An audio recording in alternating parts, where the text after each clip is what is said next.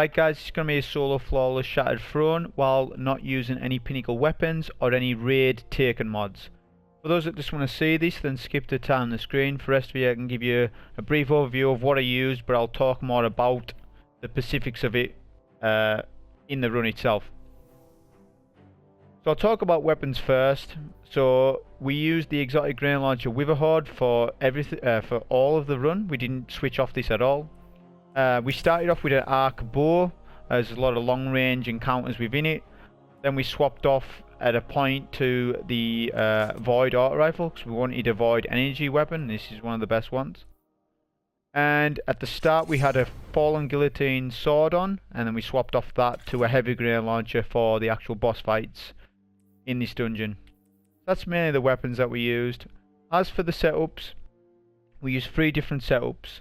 My mods do change here and there, but generally I'm always using high mobility because we're on a hunter, so we can get our invis up quick, our class ability up quick, so therefore we can get a lot of invis.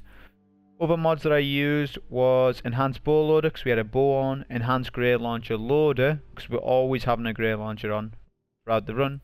We utilised things like high energy fire, season of dawn mods with taken charge, which I switch off from taken charge to empowered finisher at a certain point. We had Oppresive Darkness on, which gives a debuff to enemies, which does stack with Season of Dawn mods, because Season of Dawn mods are a buff and Oppressive Darkness is a debuff. We also had Riven's Curse on. Now if you have a Transcendent Blessing, put that on if you want on the 2.0.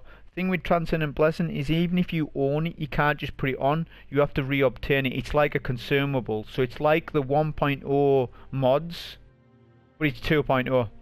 So I actually have the Transcendent Blessing in my collections, but I would have to go and run some Draven City activities to get the mod to then put it on, which I couldn't be bothered doing. Riven's Curse will do you. It just makes it more consistent, especially for the Ogre 1 phase on the weapons that we're using right now. It just makes it that little bit easier to do. Not essential, but put on either one Riven's Curse or one Transcendent Blessing. It'll just help out a little bit. The thing with Riven's Curse is it's a double-edged sword, that you get that increased damage, but you also take more damage, whereas Transcendent Blessing's better because you just get a buff. But it's here or there, but I'll just advise putting that on. As far as what we swap to at different stages, so we first start off with a bottom Tree Nightstalker, so you know we're dodge, invis, dodge, invis. With a vortex grenade, we had Gambler's Dodge on, of course. Then when we get to the first Ogre boss, we switch to top Tree Nightstalker instead. Same setup but Marksman's Dodge. We take off Graviton Forfeit, which we had Graviton on with bottom tree, but we take that off, we put on a helmet. Then we go to Sixth Coyote, so we're going for a double dodge instead. We've got Marksman's Dodge on as well. Then after the Ogre boss, we sort of keep this on until the final Wizard boss. Then we just switch this off, put on Celestial Nighthawk, take off Nightstalker, put on Gunslinger. Overall that's our setups. Like I say, perks in here, perks do change throughout it, but not massively. Got things like enhanced sword scavenger on, grey launcher scavenger, so ammo perks to help out. Grey launcher reserves, because we've always got like a grey launcher on. But other than that, that's the main setups that we've got on. Okay, so I'm in the run. So straight away, we just need to run to the entrance, nothing much to the start part. If you've somebody that's never done a Shattered Throne or never tried the solo or whatever, or if you don't know the mechanics or anything, then basically this first encounter is similar to the Pit of Heresy, where you need to know the symbols and you need to know where to go to sort of kill the adds. There's no additional mechanics with this. This first encounter is basically you just going from symbol to symbol, killing all the adds, any mages, and then moving on. Not every single ad needs to be killed, but at a certain plate or a section they do for the next symbol to spawn up. If you're inexperienced with this totally, and you don't know your bearings in this section, which is pretty big, probably the biggest part of this dungeon, then that's something that you're going to need to learn the symbols. There's plenty of maps out there of this area showing you where all the symbols are. showing you where things like Tower of the Sky are and what have you. So look at a map, or just come in here and explore, and then you'll get used to it that way. Okay, so we used Witherhoard first of all to clear out the yards, and we'll do an Oppressive Darkness, and then we can use our sword to take out the first mage. So now we have Snake, which is left side on the bridge. Most people who have attempted the solo on this and maybe can't do it are probably somebody that already knows where all the symbols are and what have you. But mainly what they'll be struggling with is the positioning, where to stand, what weapons to use, and all that stuff. Without raid mods, it does make this dungeon quite a bit harder than what it would be with raid mods, because obviously you've got taken armaments on. You know, you have unlimited heavy, so you can just spam your sword or whatever heavy you're using. If you've got taken barrier, you take 20% less damage, which is a lot. So it just means you can be a lot more aggressive and survive things. But without those mods, yeah, it can be a lot harder. Now on a hunter, out of the Titan and the warlock, the hunter might be the easiest in some ways. Definitely for skipping encounters it is. But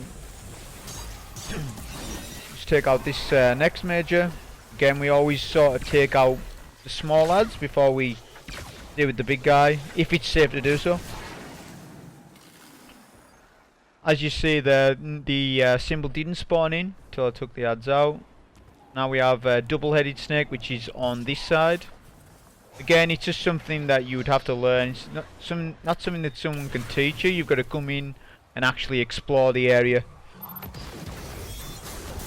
Like I said, there's no mechanics to the start. It's just more about taking out all the yards and taking out the yellow bar. Obviously, you spam your super whenever you get it, because there's no boss to deal with, nothing like that. So definitely be using your super.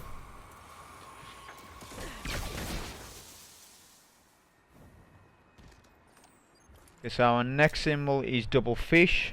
So I think that's under the bridge where we got our first symbol. So we'll head to there. What you'll find on the bridge section as well is there'll be like 3 or 4 snipers. I didn't take them all out, but if you're struggling at this part and the snipers are sort of getting you, prioritize them. Make sure you kill them, because they will snipe you in the back while you try to deal with the double fish symbol we're coming up to.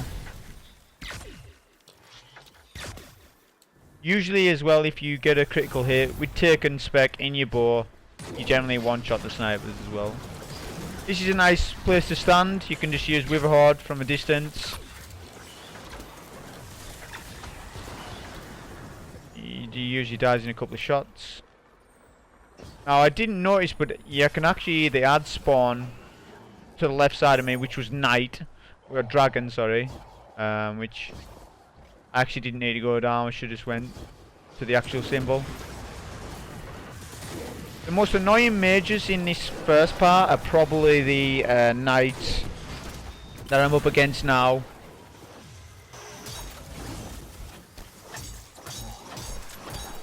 What you'll find as well, if you use them Fallen Guillotine, if you use your heavy attack, generally the knights will actually teleport out. So it's generally just better to just use the swipe rather than the heavy on them, as they don't teleport out, they just stagger then. Guess we'll go to the next symbol. I think there's Tower of the Sky, so the bird. There are certain knights that spawn out of the walls as well. You don't really need to take those out. There's additional scions and thrall, sorry, taken thrall, stuff like that. Some of them you should take out. I mean, you're on a hunter, so you can always dodge in bees out of that. So rather than taking out the thrall, I like to come in the room and come to the back of the rooms for the cover.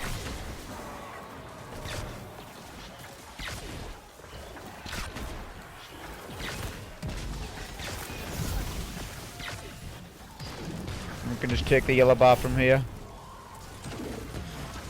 Obviously we've got no taken armaments, so it's RNG when you're gonna get the heavy ammo. Obviously there's a mod called Heavy Finisher, which you can utilize that if you wish. But if you put that on, with it being 7 energy, you're not gonna have the energy for Oppressive Darkness, which you're missing out if you're not putting that mod on. Obviously it's not essential to have Oppressive Darkness on, but you may as well use it. It's out this season. You may as well. We're trying to bait the ads into my tether while it's still up, as there's quite a lot of thrall on this section. The Major also teleported, which I didn't realise. He was like one shot. Take him out. And then when it's the bird, that's when you go back to middle. Which that symbol's always the same. Well, they all are.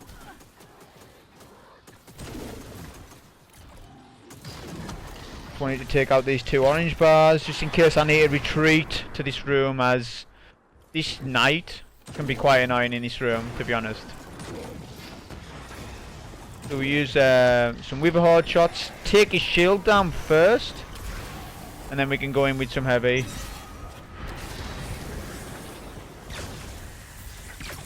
Once he's took out, we can take out the rest of the acolytes, and then we're on to the next section.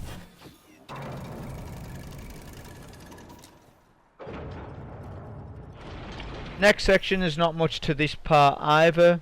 It's a really good dungeon, this. I know it's light on mechanics, but what makes this dungeon really good is the boss fights.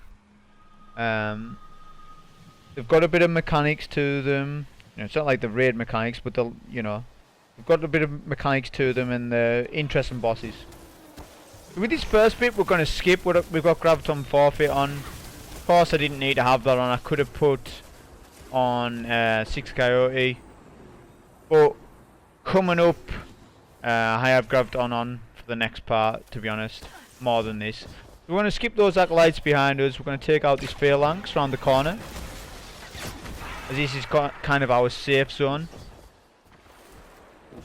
Before you want to go up there, you want to try and take out all the snipers, which you can get them all from here.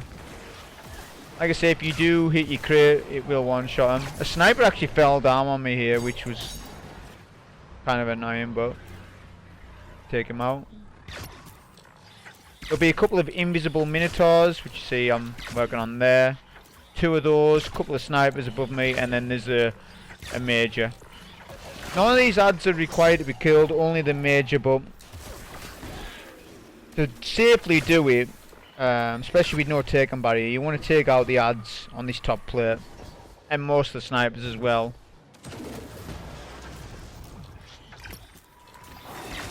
Okay, so before we approach the major in the middle, we're going to take out the final minotaur, as he will enrage when we go down there. If we don't take him out, of course. So pre-Witherhoard to take down the shield, and we'll do Oppressive Darkness, and then finish off the yellow bar. Once we've done with that, we want to switch off our heavy, as we have no need for a sword anymore. Especially the fact that there's no passive guard this season, and a hunter's not the best with the hunter's not the best with a sword for defense and stuff and surviving. Right now, what we're gonna do, since we've got no taken armaments, that's fine. We can use Heavy Finisher. So we took off Oppressive Darkness to put on this mod, so that we can get some heavy for the next part. The reason why I'm doing my finisher kills here rather than in advance is because the next sections we're skipping it, and there is the thrall section, but you cannot finish the taken thrall. For whatever reason, you can't. They don't come up with the finishers icon. So we're going to do it here instead.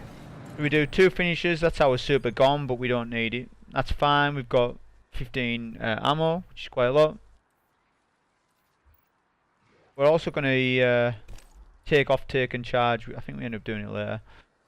But we're going to put on Oppressive Darkness back on, and then our mobility mod, and then we're done with this part. That's why we left some ads up down here as well, just for that.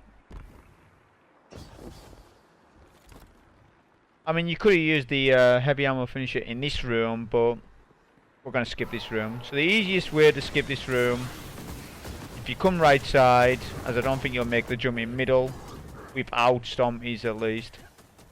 And you just want to make sure your time and your invis smokes and your dodges.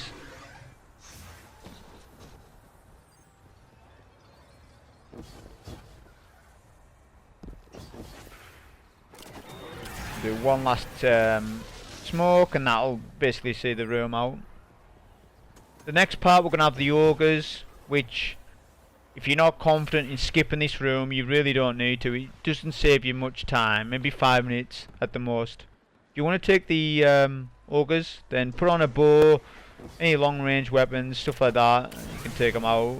Pretty simple. But if you want to do the skip, I mean, you can skip on the left side of the wall. I'm totally aware of that, but I'm just showing you the skip, doing it like this. So we're using the ogres to get our invis back.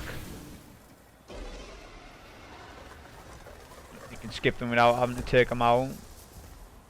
This is the beauty of Graviton, because it's a longer invis. I know it's only an additional 2 seconds, but having that extra 2 seconds just ensures we're just running out of our vanishing smoke by the time we get to the ogre. Like so. The stomp of the ogres as well, they do stomp and knock you a little bit, but it's not like a boss stomp, so they won't knock you off. I think this ogre does nearly, but it's not like a boss stomp, as you can see here.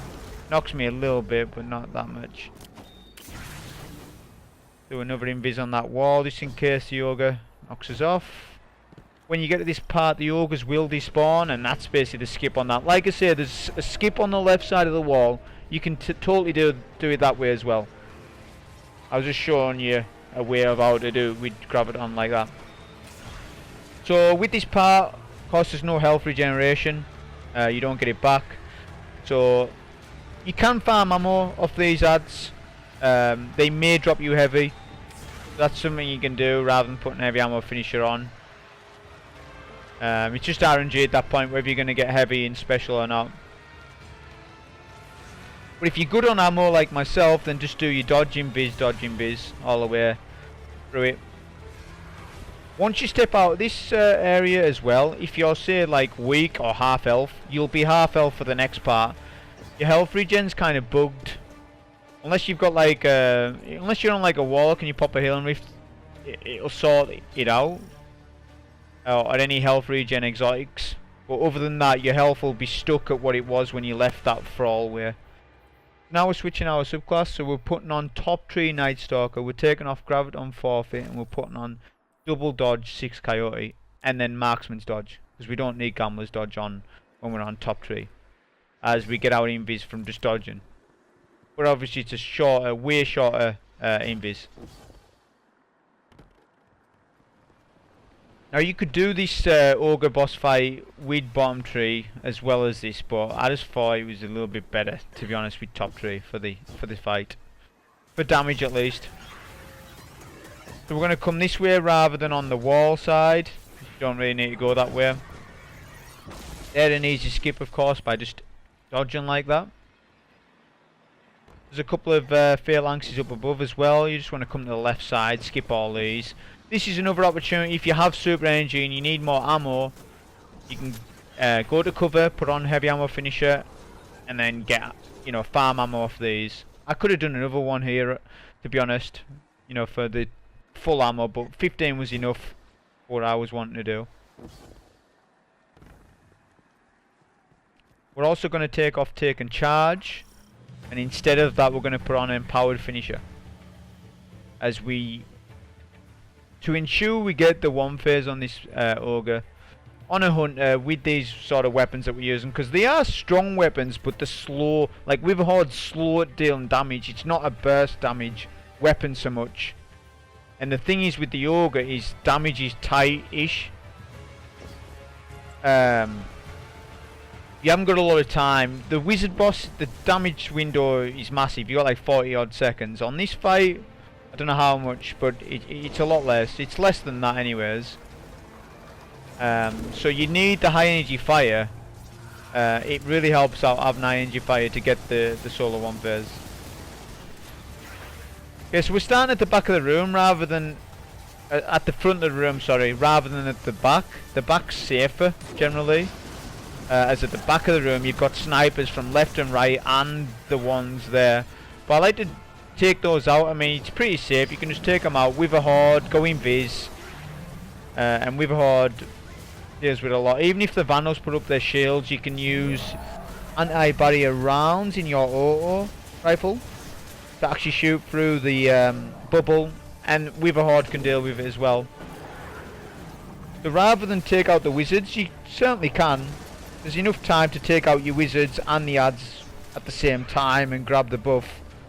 For those that don't know how this room works, you just need to kill adds. So backside, left, right and front, and each wizard drops an orb. You need to pick up 4 orbs to then dunk in the middle. Then that breaks the boss's shield so that you can then start doing damage. That's purely the basics of this fight. It's probably the harder boss fight, harder than the wizard, I would say, or most people seem to say that. On a hunter it's not so bad, because like I say, you've got survivability. You can go invis pretty much any time you want and take things safely. Okay, so we're going to start working on our first wizard. The reason why we never touch them as well is because one Witherhoard shot will actually kill a wizard. That's very strong. And we didn't want to kill the wizard earlier. We wanted to take all the adds out first. So all I do is take down the shield with the void auto rifle, and then hit him with Witherhoard, and then go invis and wait for the orb. Pretty simple, to be honest. Obviously make sure you have a tether. So if you don't, you can wait out in cover. If you went quick, you know, you can wait out, but make sure you've got a tether to ensure that you get a solo 1 phase on the Ogre.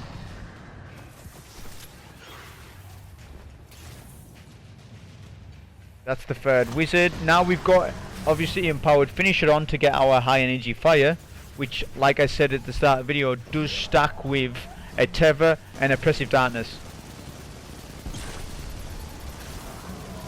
With the high energy fire being a buff and oppressive darkness and the tether, they're debuffs.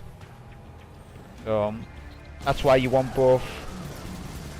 So we're getting this wizard weak so we can finish. Yes, we will lose a 5th. It might be a 10th. But we lose that much super. It doesn't really matter, because when you get the Petitioner's Burden, you've got 40 seconds to dunk it, which that's more than enough time to get your super back. So you can wait in cover. Jump up and down though, get the Ogre's attention, because if you don't, he will go to the other side of the map and it will make it awkward for DPS. But we're waiting for our super back. Before we get the dunk though, we're going to go invisible, because the Ogre will knock you back with his move, which we don't want really.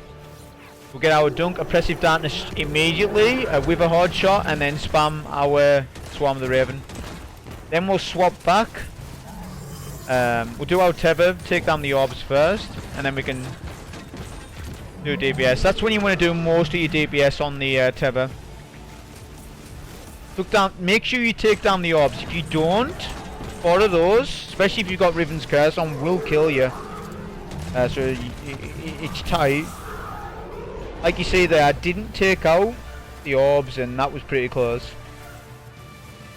I think one or 2 orbs despawned. I mean, I wouldn't die there, so it is close.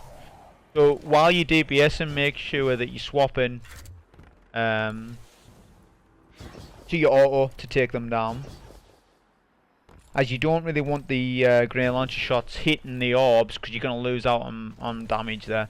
I did have taken spec in my grey launcher as well, which I forgot to mention. Rather than have backup mag in it, it's just, I think it's better, to be honest, especially when you swap between Witherhoard and Swarm. My name is your idol. So that's the 1 phase on the Ogre, and essentially now all it is running to the boss. If you want to skip this part, you can, but for those that want to know the skips, because that's what we're going to be doing now. I don't consider these cheeses. Okay, it's not a cheese where you're doing something cheesy. It's just making it a little quicker, you know.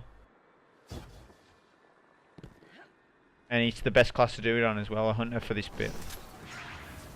We'll do a invis just before the wizards sort of get their attention to you. As even though this is like, I don't know what power level this dungeon is, but even though we're like 1,000 power, that doesn't matter. The game doesn't care that you're 1,000 power plus. The game locks you, for damage at least, to the activity, to the power level of the activity. So you can be a little tankier, but I don't even know if that caps out, to be honest. It probably will at a certain point, because it would just be absurd. Then you would be super tanky if you could overlevel that way. But just be sure to jump over the knights as well when they're doing their move. And just time your dodges well. Like I say, I've got max or near max mobility right now, I think. And it's pretty comfortable to get through, even with top Tree Nightstalker. If you're on bottom tree and you're one phase with bottom tree, which you can, then obviously you'll be doing smoke dodge. Okay, so these knights I end up taking out, as if you don't get the skip first time, what we're coming up to, which is quicker. If you don't get the skip, then you have to go past the wall and stuff. But I like to take out these particular knights, especially if you want an ammo still. I mean, I was still had room for more ammo, and they dropped me heavy, so that was handy. If you don't take out these knights, they'll push up to where we're going to be next. That's why I end up taking them out, just in case I miss a jump and the knights push us. It's not the biggest of deal. I mean, I could have, even if they do push, I guess you can go invis anywhere, so. But the main thing as well is that I wanted to take out those, so I had the time, because it takes forever on console to swap to the gear that I want. I mean, you need stompies on for this skip. I don't think you can do it without, but just be putting it on anyways. It makes it easier. So to get the skip on this next section, just go up the stairs, and you'll come to a doorway on your right. You skip the doorway, which is on my right now. Rather than go there, you come to this little rock. And the way to do it on a hunter, which all three classes can do, you just jump to this ring. For the hunter at least. I think on a wall you can just jump right across and do the heal and nade, where you hold it. And on a titan you put on lion armaments. That's the skip right there, and then we're basically at the boss. If we hadn't done that, we'd have had to go right round the wall and all that stuff. So now we're swapping to what we're going to be using at the boss, which will be Gunslinger, Celestial Nighthawk. Now we're just farming a little bit of super energy, as this fight is going to go pretty quick. We're going to do all the scions, all the knights, and the boss all in one phase on this build. The beauty of using Celestial Nighthawk, I know we haven't got Oppressive Darkness because we're on a social class, but you don't need it. Because of how good Celestial Nighthawk is on the boss, all your ammo reserves, so I have 23 Witherhoard shots, 21 power Grey Launcher shots, all that can be used on the Scions and the Knights, the 3 major Knights. So we've got a lot of ammo, as our super is going to basically do all the damage to the farm boss. Of course, we aren't running with max buffs, you know, we haven't got Transcendent Blessings on, Riven's Curse. Well, we've got one Riven's Curse on, which isn't that much.